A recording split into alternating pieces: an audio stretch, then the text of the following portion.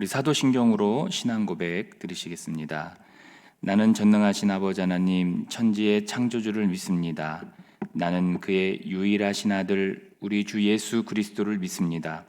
그는 성령으로 잉태되어 동정녀 마리아에게서 나시고 본디오 빌라도에게 고난을 받아 십자가에 못 박혀 죽으시고 장사된 지 사흘 만에 죽은 자 가운데서 다시 살아나셨으며 하늘에 오르시어 전능하신 아버지 하나님 우편에 앉아 계시다가 거기로부터 살아있는 자와 죽은 자를 심판하러 오십니다.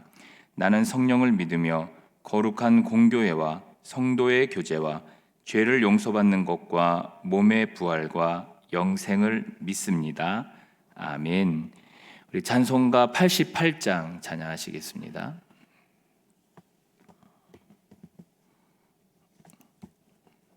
찬송가 88장입니다.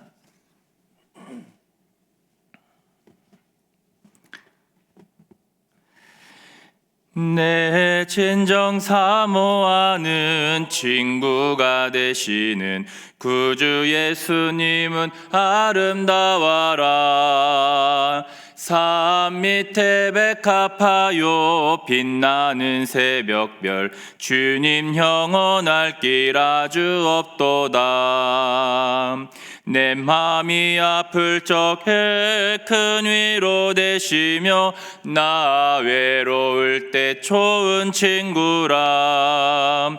주는 저 산 밑에 백합 빛나는 새벽별 이 땅 위에 비길 것이 없도다. 내 맘의 모든 염려 이 세상 고락도 주님 항상 같이 하여 주시고 시험을 당할 때에 악마의 계교를 즉시 물리치사 나를 지키네.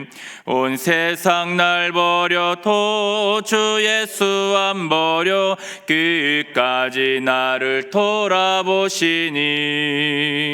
주는 저 산 밑에 백합 빛나는 새벽별 이 땅 위에 비길 것이 없도다.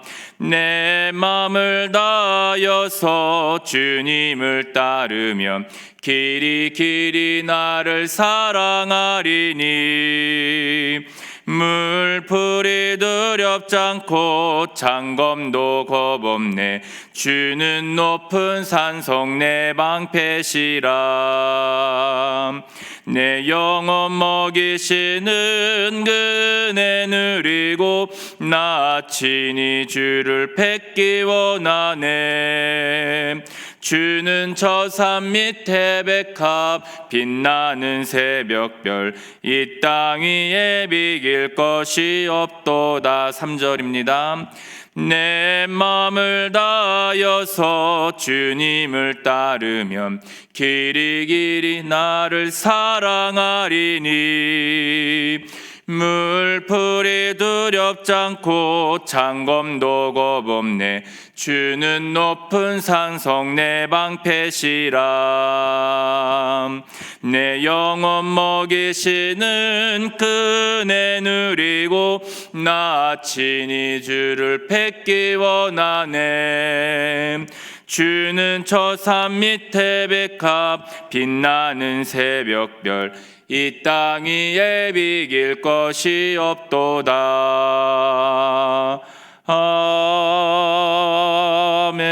아멘.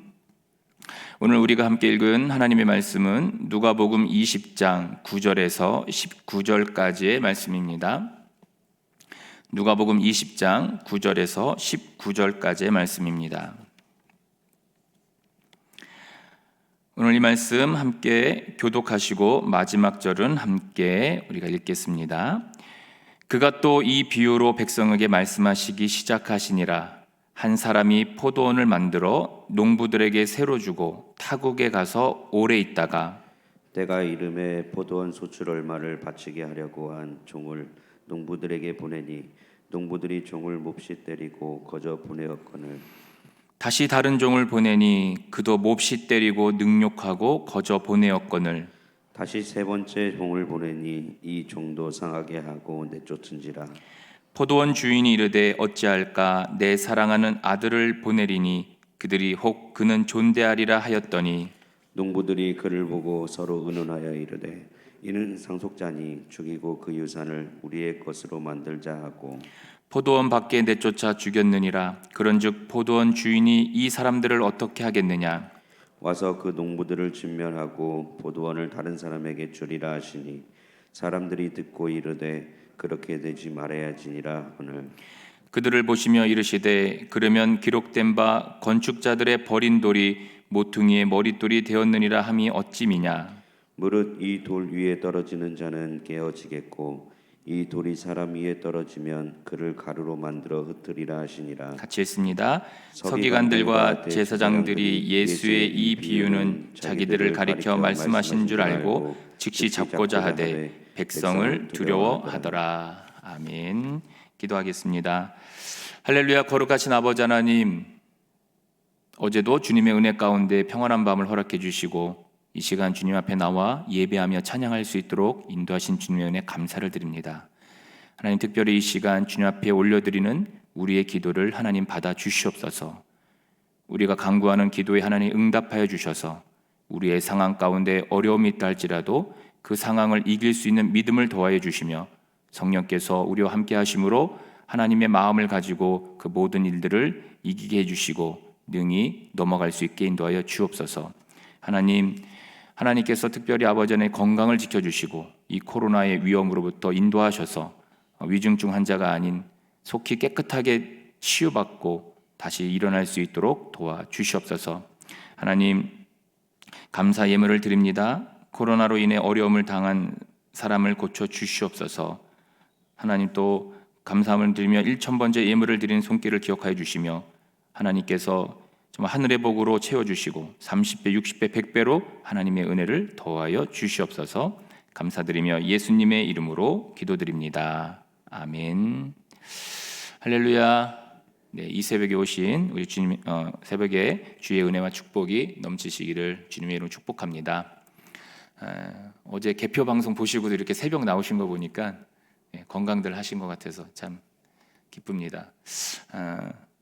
이건 누가 대통령이 되든 마음은 우리나라가 잘 되는 게 중요하겠죠. 어떤 마음이신지 모르겠지만 꼭 자기가 찍은 사람이 아니더라도 반대편이 됐다 하더라도 여러분들이 기도할 수 있는 성숙한 우리 시민이 됐으면 좋겠습니다. 오늘 본문은 여러분 잘 아는 내용이시죠. 그래서 우리는 보통 이 본문을 보면은 여기 보면은 한 사람이라고 얘기했을 때 한 사람은 하나님이고 또 포도원은 이렇게 우리가 이스라엘 백성이라고 얘기하고 그리고 농부는 여러 가지로 이제 해석하는 내용들이 있습니다. 특별히 오늘 이 본문을 이제 등장하게 된 이유가 우리가 앞에 본문에서 예수님께서 이제 성전에서 말씀을 가르치시면서 사람들에게 복음을 전합니다.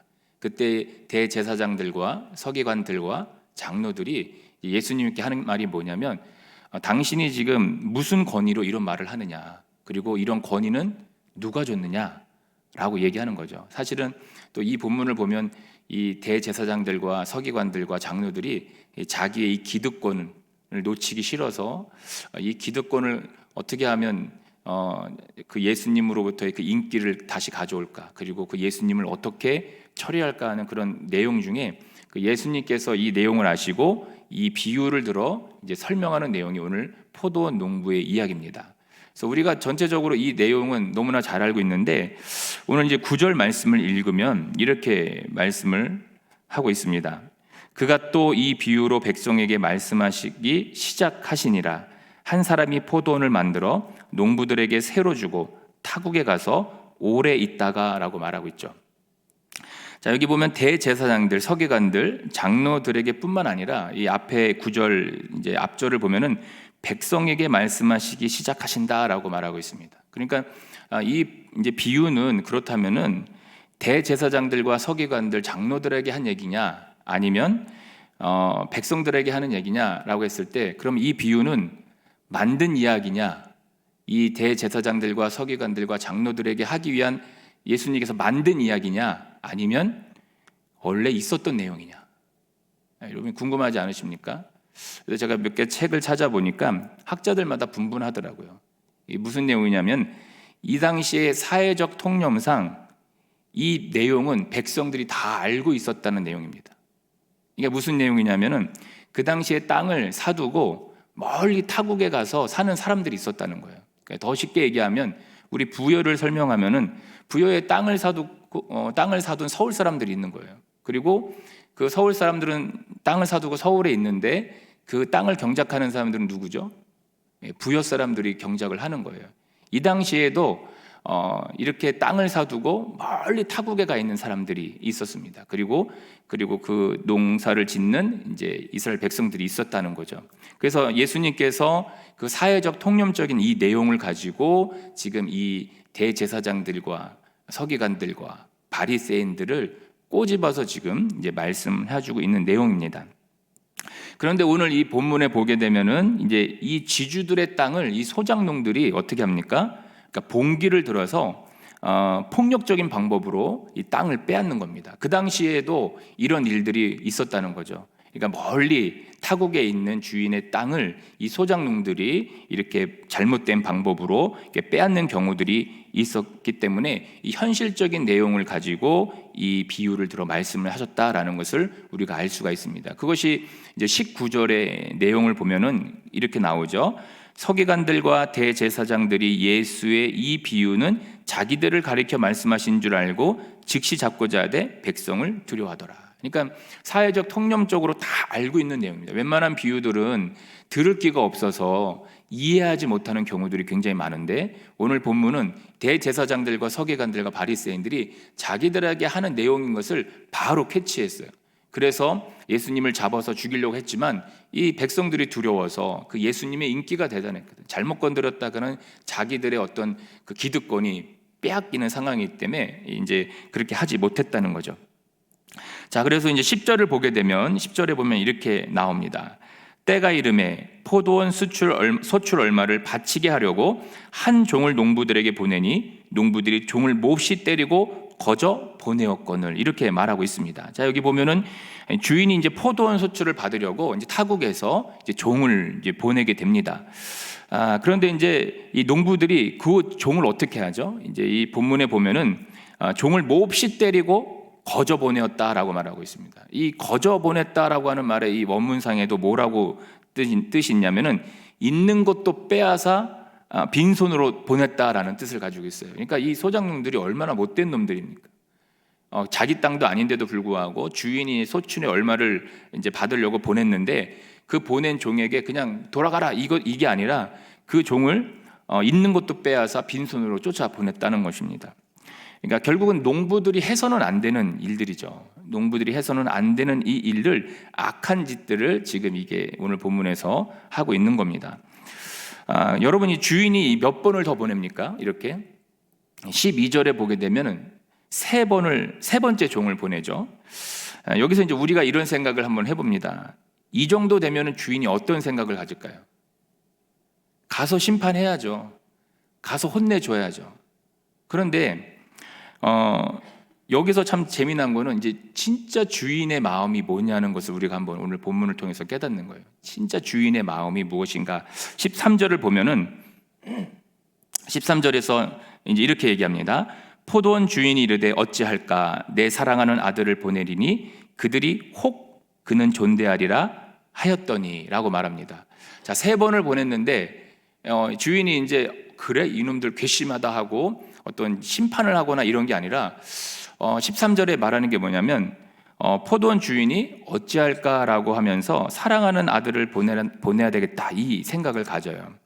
여러분 이 말씀을 이 13절을 쉬운 성경에 보게 되면은 이렇게 말합니다. 이 13절을 쉬운 성경으로 읽으면 좋습니다.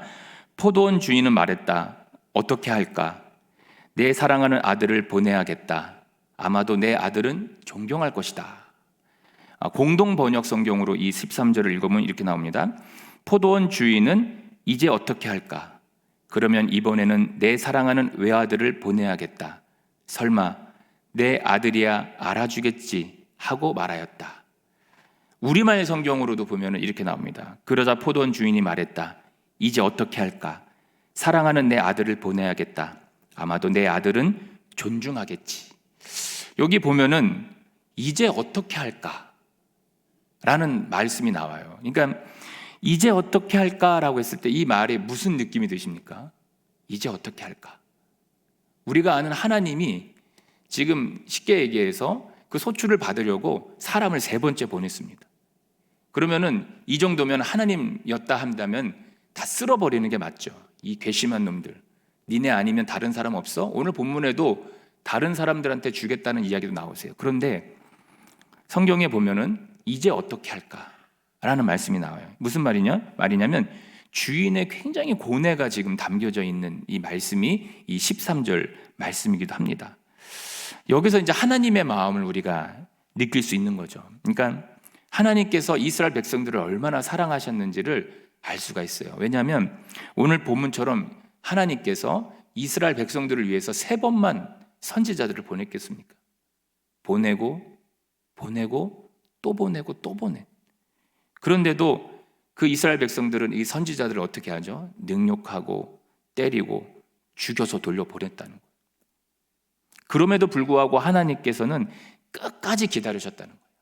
이 백성들을 위해서 끝까지 기다리셨고, 심지어 자기의 목숨보다도 사랑하는 외아들, 그 외아들을 사지로 밀어넣을 정도로 우리를 사랑하셨다는 겁니다.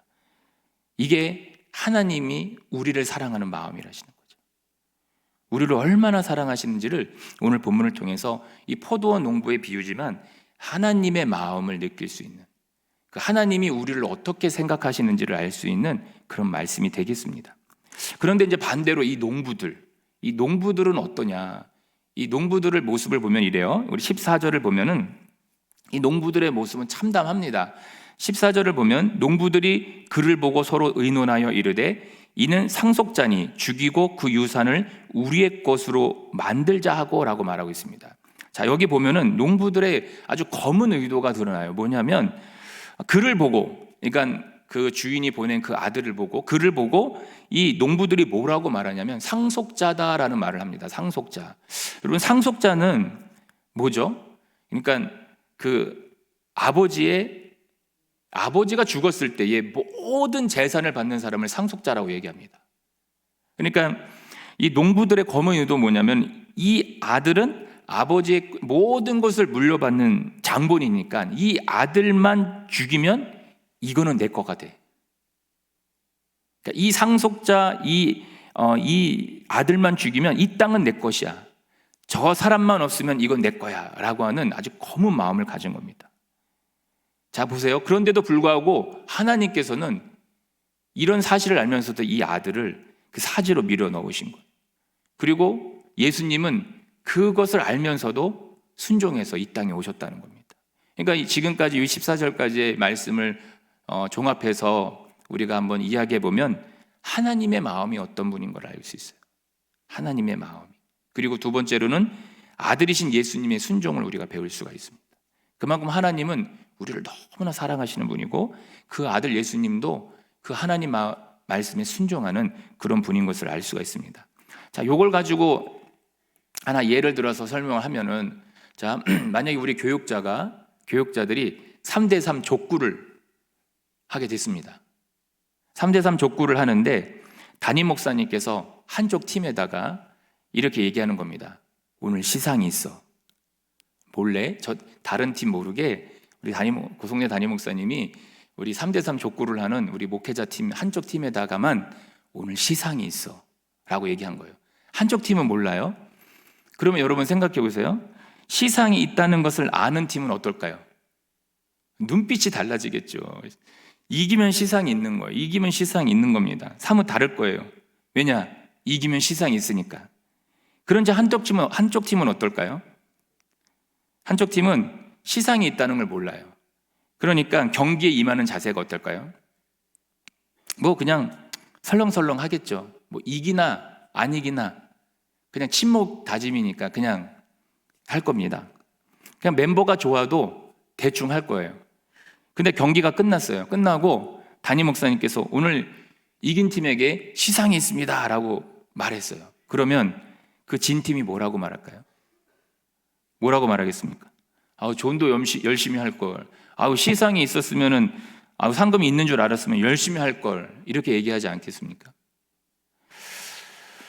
그런데 이긴 팀은 왜 열심히 했을까요?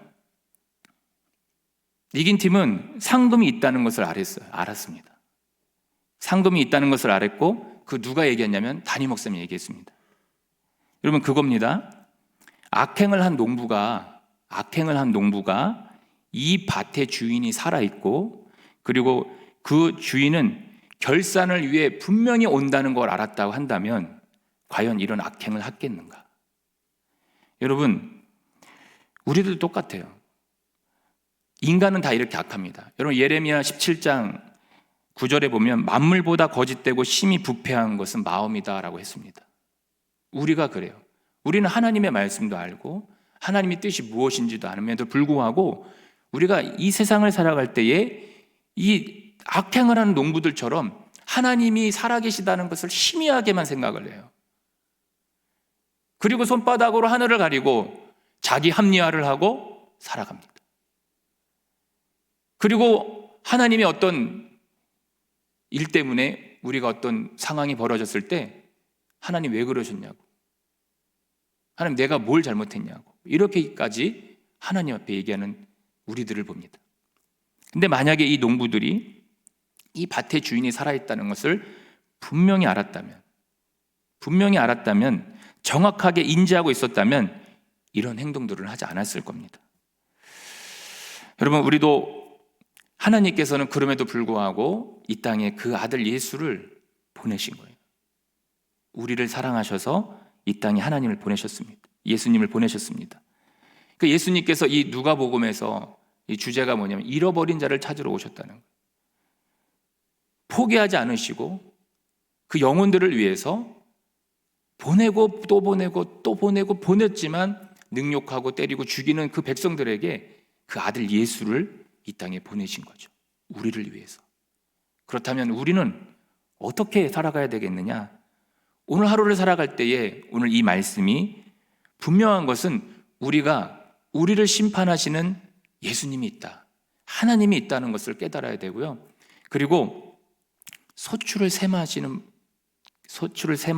일이 있다, 심판이 있다라는 것을 분명히 깨달아야 할 것입니다. 그러나 오늘 농부들은 그 하나님 인지하지 않고 자기들 그 상속자를 죽여서까지 욕심을 내고 그 땅을 빼앗았다는 거죠. 오늘 포도원 농부의 이야기, 우리가 너무 잘 알고 있는 내용이지만 그 이면에 하나님의 사랑을 우리가 알 수가 있고요, 또 우리가 어떻게 살아가야 될지를 오늘 말씀을 통해서 알 수가 있습니다. 여러분, 오늘 하루를 살아가실 때 하나님이 살아계시고 우리에게 부어주신 그 은혜대로 살아갈 수 있는 정말 우리의 모습이 되기를 주님의 이름으로 축복을 합니다. 기도하겠습니다.